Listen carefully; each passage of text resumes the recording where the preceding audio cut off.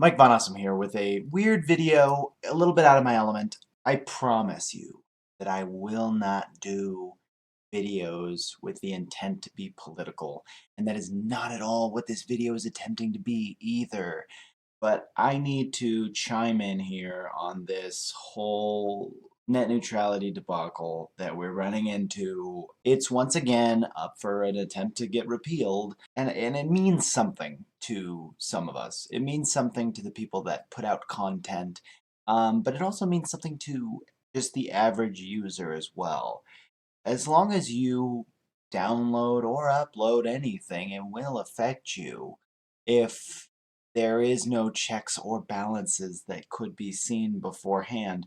Now, I've gotten into several conversations with people, and they had this political taste to them, and I don't know why. I didn't understand it for the longest time, so I decided to actually look up some information because, what is any debate if you have no idea what you're talking about? I'm just going to quickly run through some stuff. Here we have the FCC, 5 committee members appointed by the president and voted on by the Senate. This is their names and their political affiliations. That part really shouldn't matter. So, and yet it seems to. The repeal, surprisingly, was a 3-2 vote. The Republicans all voted against it, and the Democrats all voted that it stays. Then I found out that the whole net neutrality thing in the first place was something that started in 2015 in the Obama administration. So we have Trump in office, and I'm not even trying to talk about that. However, it's, a Republican agenda. You expect that. Since you can't have more than 3 members in the committee affiliated to one political party or the other, there's going to be 3 Republicans. Of course, yeah, you root for the home team. That's what they're doing, and that's fine. And not they, the other side, they, Republicans. I'm not trying to make this political. I'm not going to try to talk about a lot of what's going on with the FCC aspect of it. For instance, how every year their goals are to protect the public interest and making networks accessible and all this other stuff, which is getting a little trampled on if we're allowing big businesses to make say in what goes on. I mean, this shouldn't be a situation where us on a consumer level feel like it needs to go. I don't understand how anybody can have that opinion. Not even political. It doesn't matter on that point. Too many people are coming up around and saying that, oh well, I don't feel like it's going to affect me. So the argument, and it's not supposed to be an argument. I'm literally just looking for information.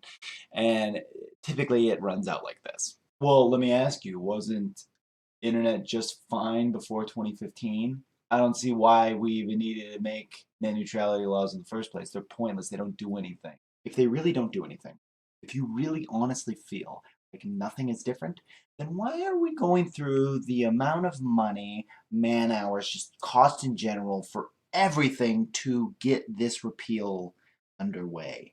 Why is that important at all if it doesn't mean any difference?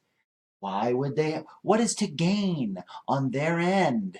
And they, in this situation, is definitely big corporations. If we look at who is paying our politicians, this website gathered up a bunch of information on different telecommunications companies. We're talking about, let's see, Comcast, Cox, AT&T, Verizon, CenturyLink, T-Mobile, Dish Network, Motorola, uh, Quotidian, SoftBank, Level 3 Communications, America Cable Association, Tectus Corp. I start to not know what any of these are. Motorola, there's one that I know. EATEL, uh, Cincinnati Bell. I mean, there's so many of these groups, and they are paying our politicians on a regular basis so much money. millions of dollars. These both graphs are over the last 28 years, just to let you know. Um, and that's a lot of time, yeah. But should that matter? Why? Why is this amount of money flowing? And importantly, who's getting this amount of money? Well, I'm also going to include a link to this website that actually shows you who's getting what money. Senators and politicians. And these are the people actually in your area. You may recognize a name or two. This whole thing shows the amount of money that they got, and yeah, 28 years and a couple, tens of thousands. Oh wait, hundreds of thousands. Oh, and it just keeps going up and up and up. What is the goal here? You're gonna call these contributions. You're not gonna call them bribes because hey, there's legality and red tape and stuff like that. But it gets a little weird to me and I don't really like it. And I don't have to like it. That's not really the thing. And I'm not trying to say that all these people are crooked, but I am also trying to say that if I got millions of dollars from somebody, maybe I would listen to what they want. Maybe I would do what they want me to do. And it just gets shady, and it just gets hard to try to think that it's all fair and it's all good and just and right. But I'm gonna bring it off the political standpoint and just talk generally about large companies. Um, Recently, and I'm not trying to beat a dead horse here, everybody got real grumbly over EA and their dealings because they're very crooked practices. And we didn't all say, oh, you know what? I'm going to give EA the benefit of the doubt. I'm sure that they have our best interest involved. It really should rely on them. No, governments are actually getting involved in this. Once again, not trying to be political, and they're actually trying to classify microtransactions and loot box systems as gambling. They're stepping in and saying, no, no, these practices are so fucking bad that they cannot possibly have a full legal leg to stand on. Um, Things need to start being reappropriated and reappraised and stuff. So, and everybody was fine with getting mad at EA over that. Because, of course you would, because it's a giant corporation trying to fuck us. Now we just let groups, Verizon, AT&T, T-Mobile, people that any of us have at some point have had unlimited data plans with. They pull that, and now we're paying for an amount of data we can use every month, and when that caps out, then we're screwed, and then, we have to just try to not use any data because they charge the hell out of it at that point. You have other groups that are doing, they call it zero rating, where let's say T-Mobile makes a deal with, let's say, Netflix and says anything you do starts to use up your data cap, unless of course you do Netflix because they paid us a lot of money so that it doesn't actually count against your data. It would kind of make you want to use Netflix if you didn't, or if you did, if you were a Hulu person, but Netflix doesn't cost any data, you might want to switch. It starts to then manipulate the way that we feel about things that we're using over the waves of magical space air that go to our phones and our other devices that we don't really understand how they work. At least I don't. I can honestly tell you I have no idea how internet makes its way to me, but I consume that shit like it's going out of style. So does everybody. So does everybody. You can't tell me that there's some guy out there that's just never downloaded a thing in his life, uses smoke signals to get on into contact with other people, that lives in a first world situation, lives in America, which is right now we're the ones dealing with this problem the most. And that's not to say that it won't eventually start jumping to other places. We're kind of the trendsetters for garbage situations that then envelop the world. So now, taking that exact formula of the way cell phones decide that we have data caps, and then taking, okay, we have Cox and Dish. What do? They tell us, oh, you can just use the TV whenever you want. But, oh, you want to use sports, you're gonna buy that package. You want the History Channel? That's a different package. Oh, you want the Latino channels? There's a whole Espanol package you can get. That's great too. And sooner or later, you find yourself modularly having to pay into all this stuff. The HBO has a different package, and these guys have a different package. So It adds up.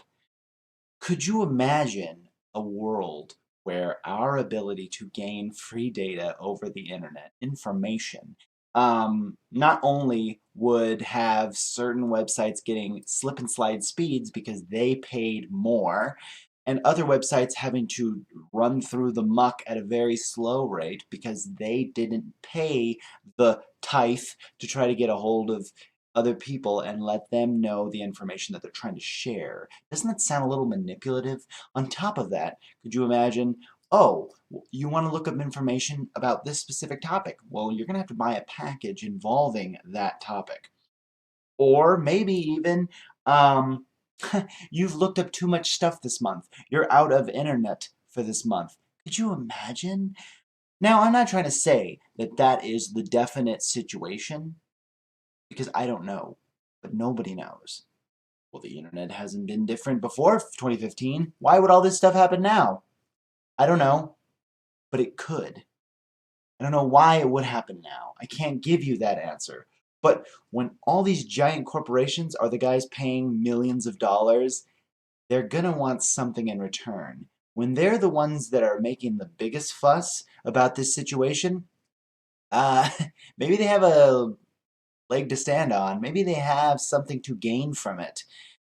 I don't understand why anybody could look at this and tell me, "Oh yeah, no, they're totally in the right. That's what they'll do. Big businesses, they got our interest in mind." Why would you ever think that?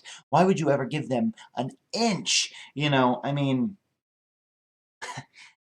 these are the kind of corporations that we would not leave a baby with because they would eat the baby. And we're going to just trust them implicitly and just think that this is totally a good idea just to run through. They did a poll. 901 people were polled, and 75% of them had no idea what net neutrality was when they were asked, what does it mean to you? It's just something that doesn't get talked about enough. And that's this whole video's purpose. I just want to get more information out there, and it's been a long one, but there's people that will make the argument toward me saying, well, it's not going to affect me. So it's fucking stupid. You're just making a big deal about nothing. If it seriously doesn't affect you, if you don't have a horse in this race, which, yes, you do, because you access information at least once, at least this video. It affects you, obviously, if you're seeing this. But if it seriously doesn't affect you at all, please shut the fuck up. Just shut the fuck up. If it doesn't mean anything to you, don't talk about it. Just don't bring it up. When somebody asks your opinion on it, say, "Oh, it doesn't concern me, so I will leave my opinion out of it." Is that hard? I don't know. It concerns me. I'm making a video on it. Uh, and for other people to just have zero empathy and just to say, "Oh, well, you're making a big deal out of it. Nothing's going to happen." It's like, dude, if you think that, then just go on being yourself and leave it be. Don't mention this. Don't talk about it. If it doesn't mean anything to you, why is your opinion important then? Either way, though, yeah, I'm gonna keep out of these gross, serious videos as much as possible. This one was important. This one meant a lot to me. We'll leave a horrible debate in the comments, but either way, this is MikeVonAwesome, and I am signing out.